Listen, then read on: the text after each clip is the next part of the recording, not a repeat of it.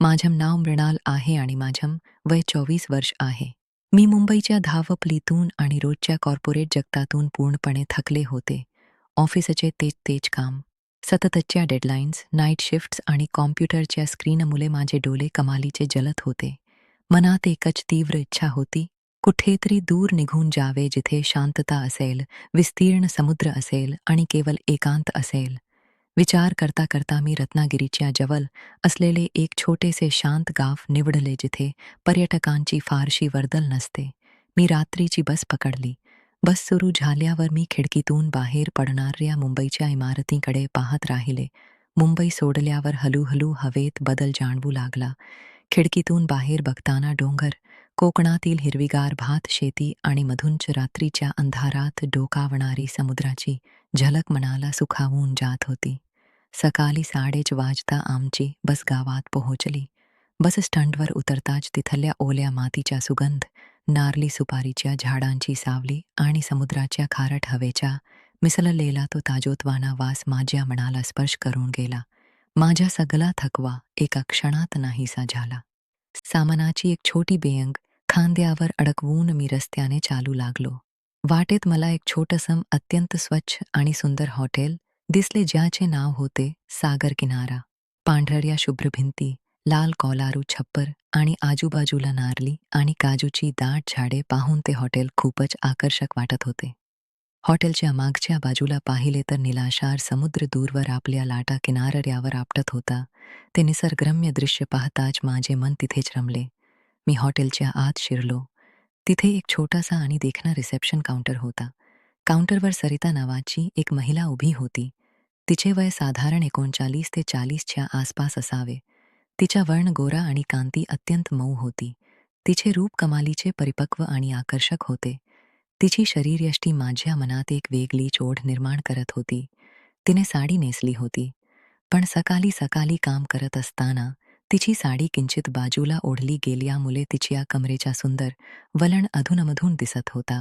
तिने आपले केस मोकळे सोडले होते ज्यामध्ये काही पांढरे केस तिच्या परिपक्व सौंदर्याला अधिकच खुलवत होते. तिचे डोळे खूप गहन होते. जणू काही अनेक रात्रींची एकत्याची कहाणी आणि मनातील सप्त इच्छा त्या डोळ्यांतून डोकावत होत्या. नमस्कार, मी हसत म्हणाले. माझा आवाज ऐकून तिने मान वर केली आणि माझ्याकडे पाहिले. तिची ती तीक्ष्ण नजर क्षणभर माझ्या चेहऱ्यावर, खांद्यावर आणि छातीवर फिरली. तिच्या नजरेतील तो भाव खूप काही सांगून जाणारा होता. तिने गोड आवाजात विचारले, रूम हवी आहे का? हो, सिंगल रूम. 2 ते 3 दिवस राहण्याचा विचार आहे, मी नम्रपणे म्हणाले. तिने मला पहिल्या मजल्यावर थेट समुद्राच्या दिशेने उघडणारी एक सुंदर रूम दिली. मी रूममध्ये गेलो आणि खिडकी उघडली. खिडकी उघडताच समुद्राच्या लाटांचा तो गाजणारा आवाज आणि थंडगार खारट हवा खोलीत आली. दुपारच्या सुमारास जेव्हा मला भूक लागली तेव्हा मी जेवण्यासाठी खाली गेलो. स्वयंपाकघरात सरिताताई काम करत होत्या. दुपारच्या उष्णतेमुळे आणि कामाच्या घामामुळे त्यांचे ब्लाऊज पाठीला थोडे चिकटले होते ज्यातून त्यांच्या पाठीचा सुंदर भाग आणि परिपक्व रूप अधिकच उठून दिसत होते. मी सहज विचारले, सरिताताई आज जेवायला काय विशेष आहे? त्यांनी मागे वळून माझ्याकडे पाहिले. त्यांच्या चेहऱ्यावर एक गोड हसू आले. त्या म्हणाल्या, ताजे बांगरा मासे, सोलकढी आणि गरम भात आवडेल ना तुम्हाला? त्यांचे ते आपुलकीचे शब्द ऐकून मी आनंदाने हो म्हणाले. जेवण करत असताना आमच्यात हळूहळू गप्पा सुरू झाल्या.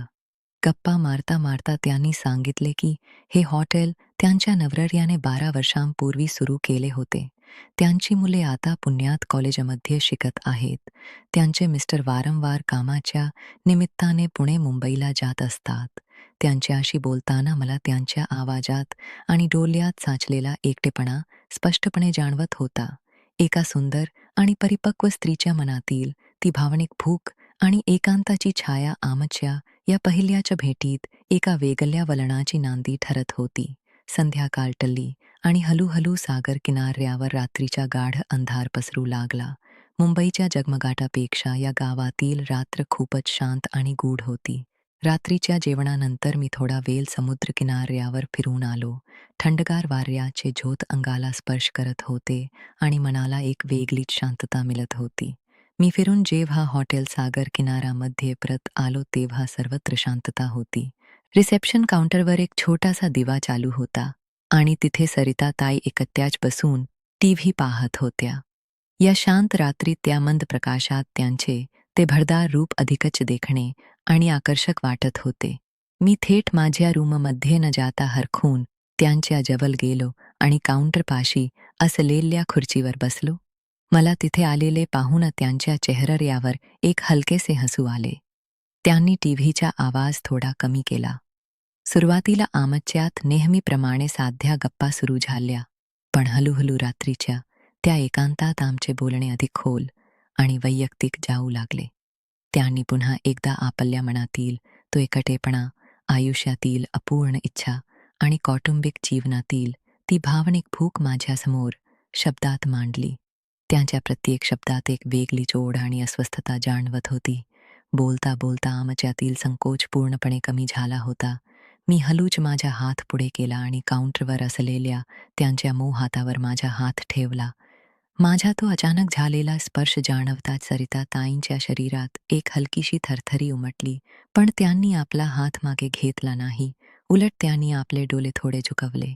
मी हळुवारपणे उठलो, त्यांच्या आणखी जवळ गेलो आणि माझ्या हाताने त्यांच्या घोड्या गालाला हलकासा स्पर्श केला. त्यांच्या ओठांवर एक वेगळीच धडधड स्पष्ट दिसत होती. सरिताताई, तुम्ही खरोखरच खूप सुंदर आहात, मी अत्यंत हळू आवाजात त्यांच्या कानात कुजबुजलो. माझे हे कौतुक ऐकून त्या थोड्या लाजल्या.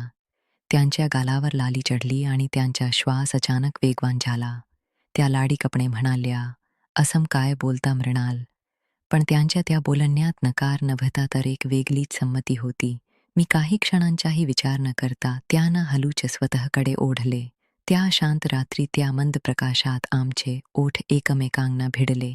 आम्ही एका अत्यंत गोड सुगंधी आणि प्रदीर्घ चुंबनात हरवून गेलो. सरिता ताईंनीही स्वतःला पूर्णपणे माझ्या स्वाधीन केले होते आणि त्यांचे ते परिपक्व रूप माझ्या 24 वर्षांच्या तरुण शरीराला वेड लावत होते. काही मिनिटांच्या त्या धुंद प्रसंगानंतर परिस्थितीचे गांभीर्य ओळखून मी त्यांच्या कानात हळूच कुजबुजलो, चला आपण माझ्या रूममध्ये जाऊया. त्यांनी काहीही उत्तर दिले नाही, पण त्यांचा तो झुकलेला चेहरा आणि त्यांनी घट्ट पकडलेला माझा हात हे सांगण्यासाठी पुरेसे होते की त्यांच्या मनातील सुप्त इच्छा आता पूर्णपणे जागृत झाल्या होत्या. आम्ही दोघेही अत्यंत शांत पावलांनी पहिल्या मजल्यावरील माझ्या रूमच्या दिशेने चालू लागलो. त्या रात्री आमच्या आयुष्याला एक संपूर्ण नवीन गुप्त आणि शृंगारिक वळण मिळणार होते. आम्ही दोघेही अत्यंत शांत पावलांनी पायऱ्या चढून पहिल्या मजल्यावरील माझ्या रूमपाशी आलो. माझ्या हातातील चावीने मी हळूच दरवाजा उघडला. आम्ही आत येताच मी दरवाजा आतून व्यवस्थित बंद करून घेतला. खोलीत संपूर्ण शांतता होती.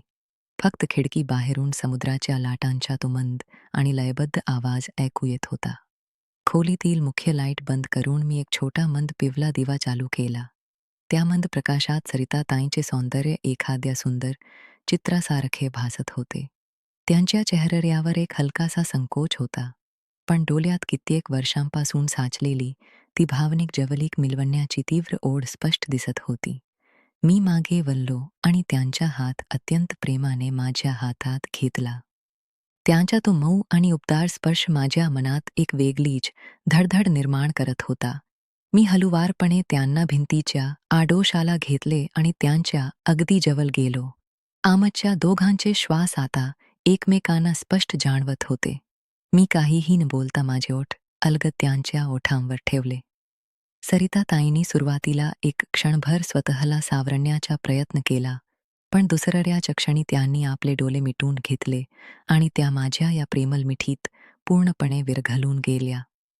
त्यांनी आपले दोन्ही हात माझ्या गल्याभोवती गुंडाळले आणि अत्यंत उत्कटतेने मला साथ देऊ लागल्या. तो प्रसंग केवळ दोन शरीरांचे मिलन नव्हता तर ते दोन एकाकी मनांचे एकमेकांना दिलेले एक सुंदर आणि भावनिक आश्वासन होते. मी हळुवारपणे त्यांच्या पाठीवरून हात फिरवला. त्यांच्या शरीरातून येणारा तो एक वेगळाच मादक आणि सुगंधी वास मला पूर्णपणे बेभान करत होता. आम्ही दोघे हळूहळू बेडच्या दिशेने गेलो आणि तिथे शांतपणे बसलो. मी त्यांच्या देखण्या चेहऱ्याकडे पाहत, त्यांच्या गोर्या मानेवर आणि खांद्यावर आपले ओठ टेकवले. सरिताताईंच्या तोंडून एक सुखाची आणि समाधानाची हलकीशी आर्त हाक बाहेर पडत होती. त्या रात्री त्या सुगंधी आणि निवांत खोलीत आम्ही जगाच्या सर्व विसर पडून एकमेकांच्या सोबतीत पूर्णपणे हरवून गेलो. कित्येक दिवसांच्या त्यांच्या तो एकटेपणा आणि माझ्या मनातील ओढ आज निसर्गाच्या साक्षीने एका सुंदर गुप्त आणि रेशमी नात्यात बदलत होता. वेळेचे भान न राहता आम्ही तासनतास एकमेकांच्या भावनांमध्ये आणि त्या शृंगारात बुडून गेलो होतो. ती रात्र आमच्या दोघांच्याही आयुष्यातील सर्वात अविस्मरणीय आणि धुंद रात्र ठरणार होती, ज्याची घोडी पुढच्या दिवशीही तशीच कायम राहणार होती.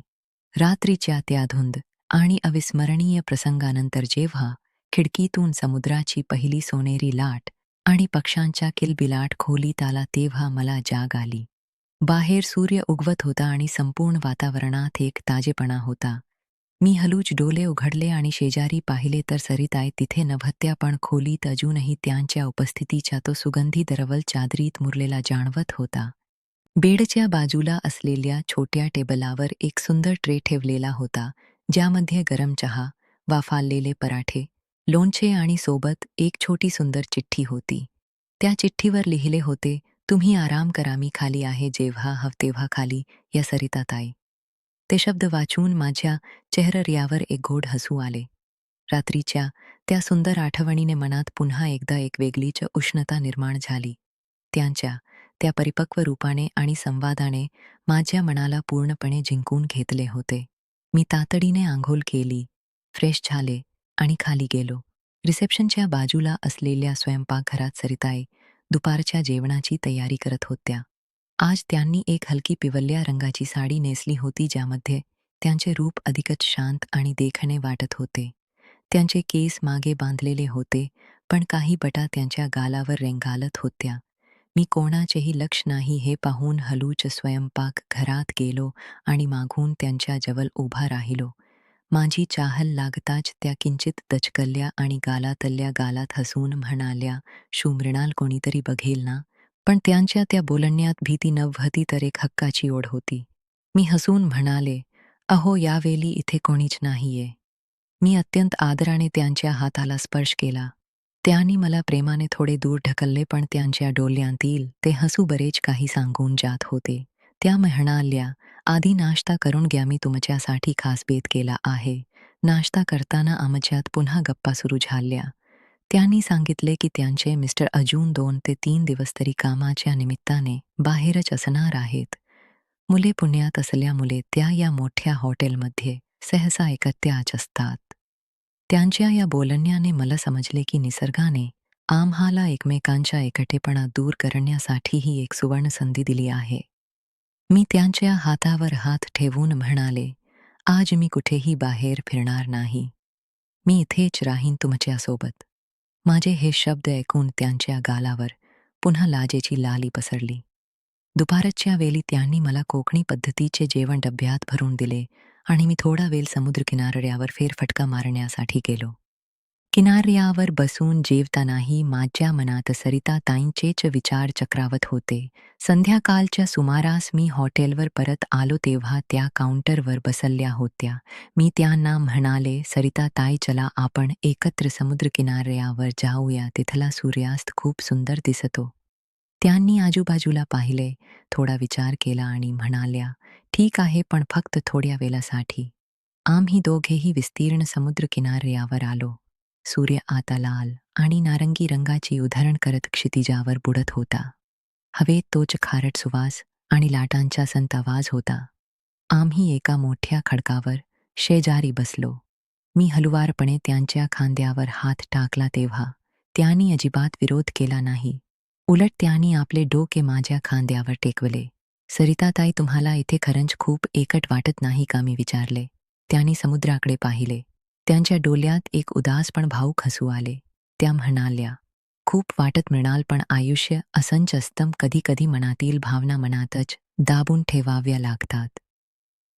त्यांच्या या भावनिक शब्दांनी माझे मन भरून आले.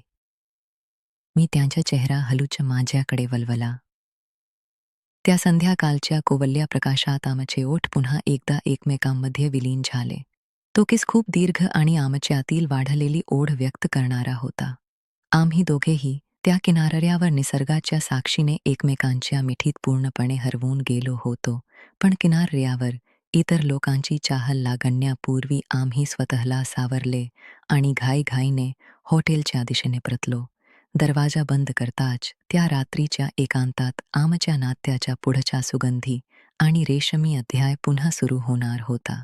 समुद्र किनाऱ्यावरून परत आल्यानंतर त्या रात्री हॉटेल सागर किनाराच्या त्याच शांत खोलीत आम्ही पुन्हा एकदा एकमेकांच्या जवळ आलो. पण यावेळचा आमचा शृंगार केवळ शारीरिक ओढीपुरता मर्यादित नव्हता, तर त्यात एकमेकांबद्दलच्या एक कमालीचा आदर आणि भावनिक जवळीक होती. सरिताताईंनी कित्येक वर्षांनंतर मनातील भावनांना मोकळे केले होते, त्यामुळे त्यांच्या चेहऱ्यावर एक वेगळेच समाधान आणि नितांत सुंदर हास्य दिसत होते. आम्ही तासनतास एकमेकांच्या हात हातात घेऊन खिडकीबाहेरच्या लाटांचा आवाज ऐकत गप्पा मारल्या. दुसऱ्या दिवशी सकाळी माझ्या 3 दिवसांच्या सफरीचा हा शेवटला दिवस होता. रत्नागिरीच्या त्या शांत गावातून आणि सरिता ताईंच्या सोबतीतून निघण्याची माझी अजिबात इच्छा नव्हती, पण मुंबईला परतणेही तितकेच गरजेचे होते. मी माझी बॅग पॅक केली आणि खाली आलो. काउंटरवर सरिता ताई उभ्या होत्या. त्यांच्या मिस्टरांचा फोन आला होता की ते संध्याकाळपर्यंत परत येत आहेत, म्हणजेच आमचे हे रेशमी गुपित आता नेहमीसाठी आमच्या दोघांच्याच मनात सुरक्षित राहणार होते. मी हॉटेलचे बिल देण्यासाठी पाकीट काढले तेव्हा त्यांनी माझा हात हलूच दाबला आणि हसून म्हणाल्या, "मृणाल, तुम्ही आम्हाला जे मानसिक समाधान आणि आनंद दिलात त्यासमोर या पैशांचे काहीच मूल्य नाही. हे बिल माझ्याकडून." त्यांच्या या बोलण्याने माझे मन भरून आले. मी त्यांच्या अत्यंत प्रेमाने निरोप घेतला. निघताना जेव्हा आमच्या नजरा एकमेकांना भिडल्या तेव्हा त्या नजरेत एक मूक आश्वासन होते. भविष्यात पुन्हा कधीतरी अशाच एका धुंद भेटीचे. आता मी पुन्हा मुंबईच्या त्याच धावपळीच्या आयुष्यात परत आलो आहे. ऑफिस डेडलाईन्स आणि स्क्रीन समोरचे तेच आयुष्य पुन्हा सुरू झाले आहे. पण जेव्हा जेव्हा मी थकून जातो किंवा खिडकी बाहेर पाहतो तेव्हा तेव्हा मला रत्नागिरीचा तो समुद्रकिनारा, सागर किनारा, हॉटेल आणि सरिताताईंचा तो सुगंधी स्पर्श हुबेहूब आठवतो. आमच्यात निर्माण झालेले हे अनोखे आणि रेशमी नाते माझ्या आयुष्यातील सर्वात सुंदर आणि कधीही न विसरता येणारा अध्याय बनले आहे.